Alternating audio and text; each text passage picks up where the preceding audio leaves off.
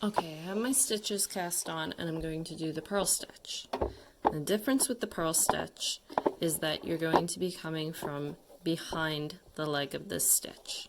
So, what you're going to do is take your needle, well, first wrap your yarn, take your needle, and you're going to come from behind, from right to left through the stitch. Then wrap your yarn from right to left around the top of the stitch and pull it through backwards.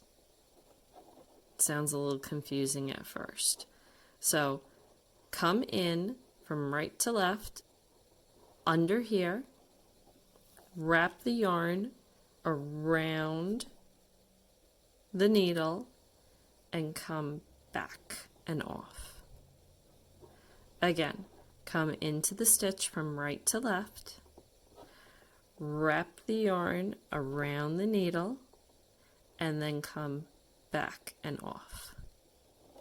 Again, from right to left, through the stitch, wrap the yarn around the needle, and pull back and off.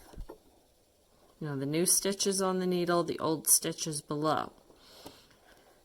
Come from right to left through the stitch, wrap the yarn around the needle, and come back and through and off.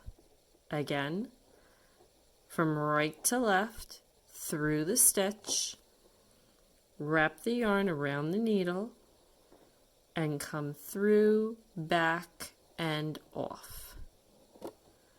Bring the needle from right to left through the stitch, wrap it around the needle, and then bring the needle back, through, and off. One more time. Right to left through the stitch, wrap the yarn around the needle, back, through, off. Okay, so I'm at the end of the row, and what I'm going to do now is I'm going to turn the needle around, grab the new needle, and if I was knitting across, this is where I would just come in from left to right and start knitting. If I'm working in garter stitch and it's time to purl this row, I would come in from the back, from right to left, wrap the needle around, pull it through and off, and just keep going. And that is the purl stitch thrown.